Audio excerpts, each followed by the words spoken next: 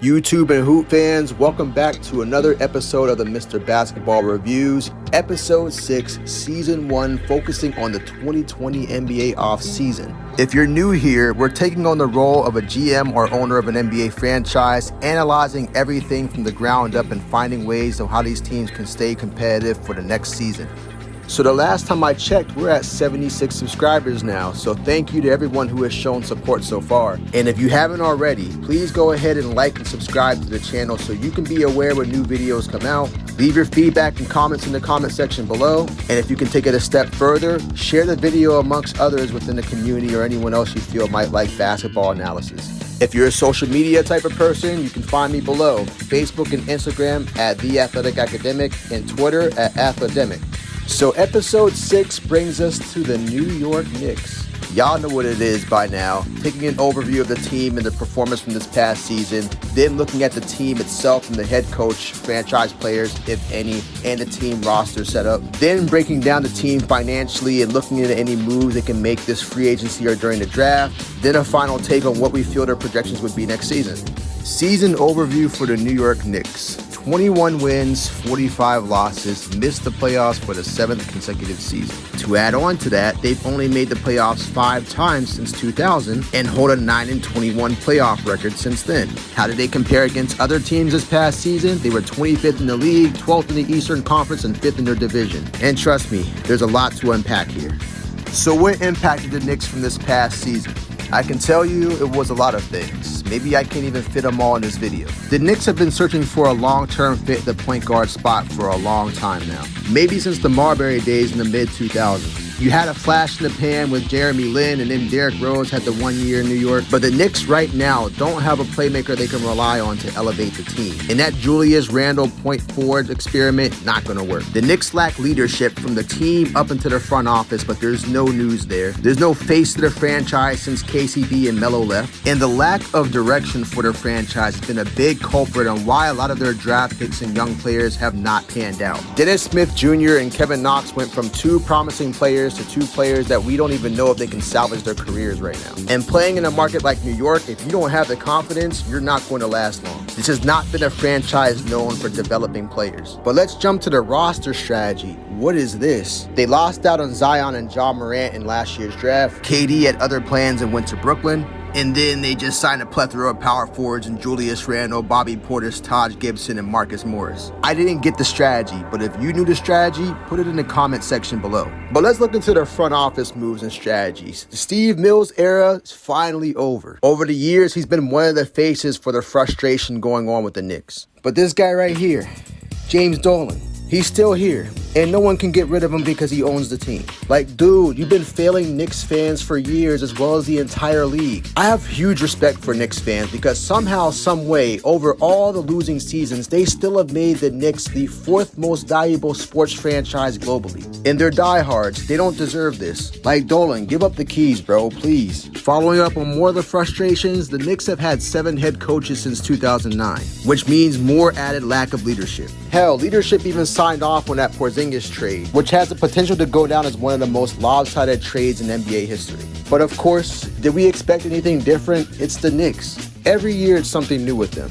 So with all the Knicks issues, how did they actually perform, starting with the offense? Well, they were 27th in the NBA in offensive rating at 105.9. And the story here is the Knicks have no shooting whatsoever, and any opportunities for true playmaking are dashed because teams know they can't shoot, which hurts their amount of possessions and shot attempts. And it doesn't make things better when Julius Randle takes over your offense. Ball movement hits 0. The Knicks were some of the worst teams in points per game, field goals made, field goal percentage. They lost their best 3-point shooter in Marcus Morris at the trade deadline, as he shot 41% from 3 on almost 6 attempts, and they got a late first-round pick from him from the Clippers. They were one of the worst assist teams in the league. Elfrid Payton's a band-aid for you. He can help you get some simple passes going, but his limited shooting seriously limits the offense. Wayne Ellington's been suffering, and RJ Barrett's inability to shoot adds on to his frustrating rookie year, but we'll talk more on him later.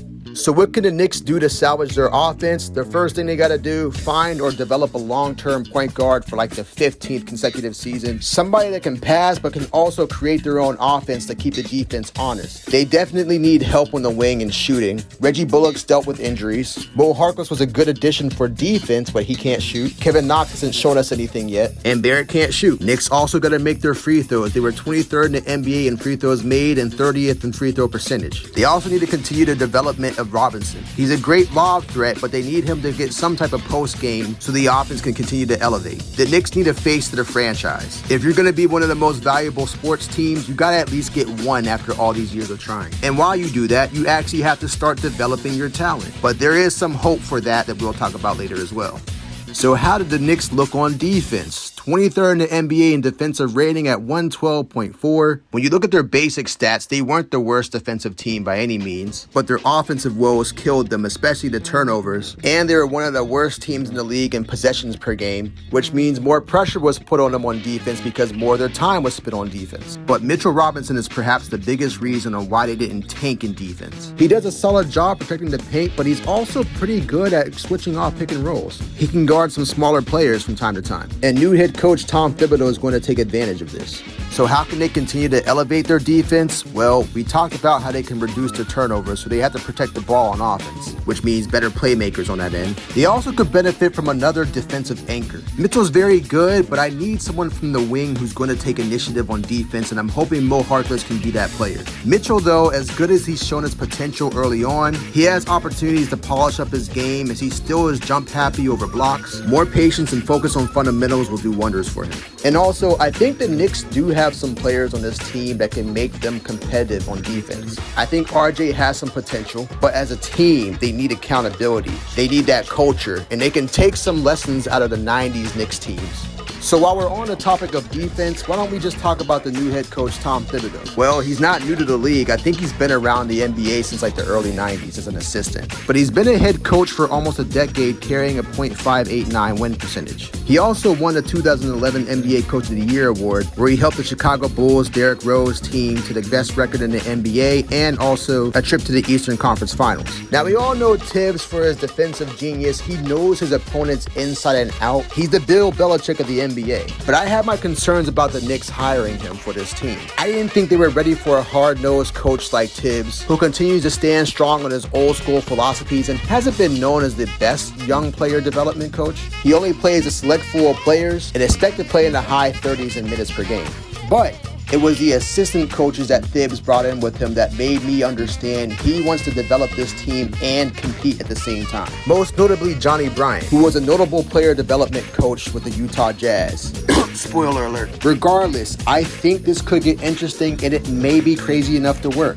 So since there's no franchise player to discuss, let's talk about a rookie player in RJ Barrett. RJ had its ups and downs his rookie year, but nonetheless, as a number 3 pick, it was pretty frustrating. But in some ways, with all the issues with the Knicks, could you really blame him? I won't put all the issues on him, but this past year, he averaged 14.3 points per game, which is 4th versus NBA rookies, only shot 40% from the field, 32% from 3, and to add to more of the shooting woes, he only shot 61% on free throws, and 2.6 assists per game. So what stands out about RJ is his ability to drive the ball and also his potential for playmaking. He has a chance to be an all-around wing that can play the 1 through 4 position. And if we're talking about the 4 position, it's more so for small ball opportunities because he's really improved his strength and he has the frame to take it a step further, and he's very, very competitive. I'll give that to him. Kid has a hard-working professionalism to him, something that Knicks fans love to see, but something that they don't like to see is his issues with his shooting. If he's going to maximize his potential and help this team elevate, he needs to get some type of jump shot. You know his 3-point shooting woes, but he really struggled in the pick and roll offense. If he can create a pull-up jump shot off of there,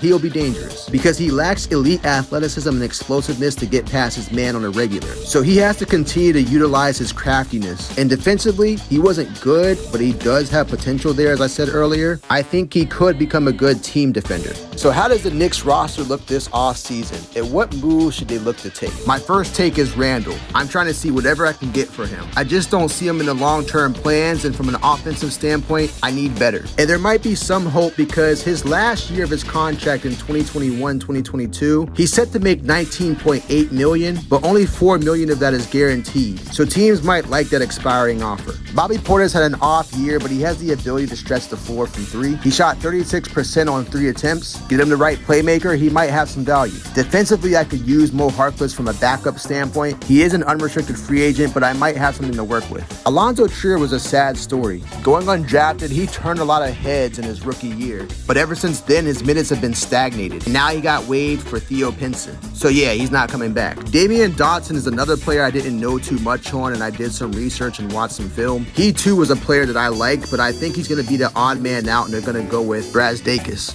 So financially, how did the Knicks look this offseason? Well, we know the salary cap is set at $109.1 million, which was short of the $115 million due to the impact of the global you-know-what. The Knicks have 13 active contracts they have to pay for, totaling $93.8 million, $6.4 million in dead money due to that horrific Joakim Noah signing, and $9.1 million in players' salary cap holds, which means the team's total salary cap allocations is $109.4 million, barely over the league salary cap maximum, which puts them first in the NBA.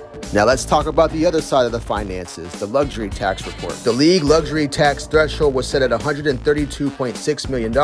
When we add up the Knicks' total taxable salaries and their dead money, it totals to about just over $100 million, which means the Knicks have $32.3 million in luxury tax space, which is 11th in the NBA. So they have some room to play around with this free agency, although we know their targets are for next free agency. And the Knicks do have some key upcoming contracts they have to evaluate, with Frank Ntilikina being the first one with a qualifying offer, Dennis Smith Jr., who I think won't be a Knick for very much longer, and the Enigma and Kevin Knox. Hopefully the writing's not already on the wall for him, but it's do or die now. So if there's a player I can target in free agency this year, I'm going to go with Brandon Ingram. Ingram had his struggles early in his career with the Lakers, but once he got with New Orleans, he really took off. He got his first All-Star nod, and he won Most Improved Player of the Year. He was 13th in the NBA in scoring. He averaged 4.3 assists. He made 137 three-pointers, which was 25th in the NBA, and he shot 39% from three. What does he bring to the Knicks? Scoring ability and the ability to create offense. This past season, Ingram scored 30 or more 11 times on over 50% shooting on all but one of those games. And we know how bad the Knicks need a star on offense. He'll help space the floor on his accurate three-point shooting, which will give more driving lanes for RJ Barrett and Julius Randle if he's somehow on the team still. Although Ingram looks to score, he does have an ability to play make, as he averaged about just over 4 assists per game this past season.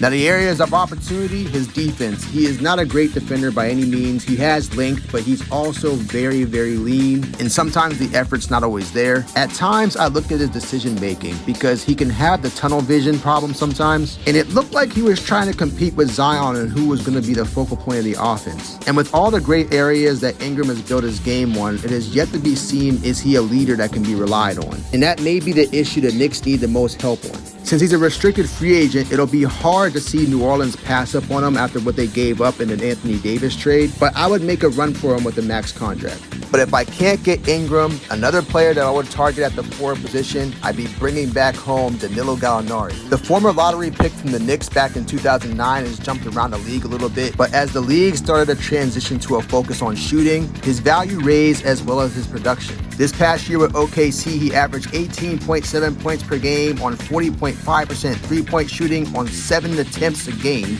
and he gained added respect around the league when he opted to play in the playoffs in the bubble when he had an option to sit out during this contract year. So Danilo brings scoring versatility, especially with his three-point shooting. In his career, he's a 38% shooter from three. He's a very efficient three-point shooter, and he's a capable playmaker. The concerns, of course, is his injury history. The ACL tear in 2014 robbed him of some of his athleticism, and he's getting older now, so don't expect him to bring much help on defense. And also, Danilo's probably trying to play with a contender right now, but if I can get him, I would give him a 2-year deal. But if I was going to look into the future in next free agency, while at the same time acknowledging the moves that the Knicks have made this offseason, the guy I'm indirectly trying to steer to my organization next year is Donovan Mitchell. So let's get the basics out of the way first of what Donovan would bring to the Knicks. A dangerous scorer who was 15th in the NBA in points per game last season, a solid three-point shooter at 36% on almost 7 attempts, elite speed and athleticism. And to me, Donovan's a leader. He wants to be a leader. He speaks out as a leader. My concerns, defense, he's not always engaged. His decision-making can be questionable at times, more so with his isolation tendency and shot selection. But we're just nitpicking here. But the real question is why and how the Knicks? First, relationships mean everything. Mitchell was once a member of Rose's agency CAA, and Mitchell openly endorsed the move the Knicks made for Leon Rose. Relationships again, they hired Johnny Bryant from Utah, who was a key player in Donovan's development and is now an assistant coach with the Knicks, which Mitchell endorsed when he heard the news. Second, Utah's future and their market. Utah had an embarrassing exit from this year's playoff after blowing a 3-1 lead to Denver, and they had a chance to win at the end, but they blew it, and Mitchell was crushed. He's also looking at Mike Conley, who played better in the playoffs, but during this past season, he was awful after he was acquired from Memphis. And his relationship with Gobert was said to be soured after he carelessly joked around too far during an interview before the COVID outbreak in the NBA. And he was the first player that tested positive, and there are cracks in the mirror there. Donovan's able to sign a supermax deal with Utah, but he has not done so yet. They said it can happen before the season, but so far it's been quiet. And Utah still has to pay Gobert, who is looking for a max contract of his own, which would severely cripple the team financially in a small market like Utah. Donovan can sign with New York next year for less money than he would with Utah, but being in a market like New York, he can make all that back through endorsements and TV deals. And Donovan probably wouldn't try to seek a trade because he wouldn't want to gouge the New York Knicks of any assets that they have if he were to make the jump. So it's very, very possible to me that he could find his way on the Knicks.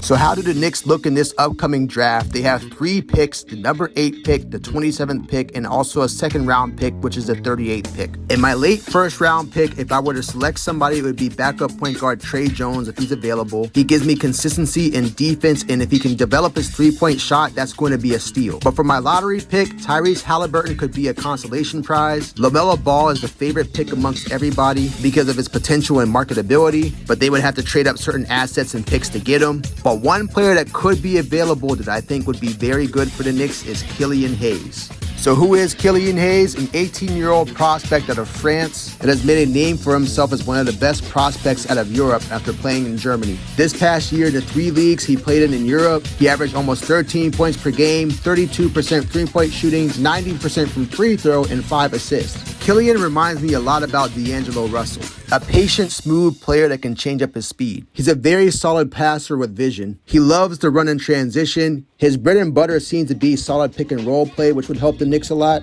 And he's very poised for his age. As for drawbacks, he's not going to blow you out of the room with his athleticism. There's concerns about the upside in his defense. What stands out to me the most with him, he's very left-hand dominant, and opposing teams will play to that. They may even let him go left more often so that he becomes more predictable for them. And also at times, Killian has a tendency to force the issue, but that's common for young players. With the right coach, he can develop his game. I think for the Knicks, this might be an ideal situation for both parties. So who can the Knicks look for as a team of inspiration from the past and present? I have another weird but interesting take here. I'm going to go with the 2018-2019 LA Clippers. That team lacked a true point guard as Lou Will was the main primary playmaker with 5 assists per game, but they were very effective in their offense as their scoring output was spread across the team. 6 players averaged over double digits in scoring, and they were the 5th ranked offense. And they did this all without a 3-point shot. They were one of the most accurate teams from 3, but they were 3rd worst in the league in attempts from 3 a game that year. And this team was known for their grittiness and toughness. They overachieved and pushed a Golden State team that was at their best with Golden State by taking 2 games away in the best of 4 series that year. It was the heart that team had that I think the Knicks can benefit from. As for current teams, I've said them enough now with this year's Toronto Raptors. They do a great job in their team accountability as well as the culture that they built, and the Knicks show to be working on it this offseason. And for what to avoid, don't be anything that you've been since the turn of the century. Outside of that 2012 campaign where they made it to the conference semifinals, they haven't done anything. A bunch of bad front office moves, moves, over fetish for big name free agents, and little to no development in their talent at all.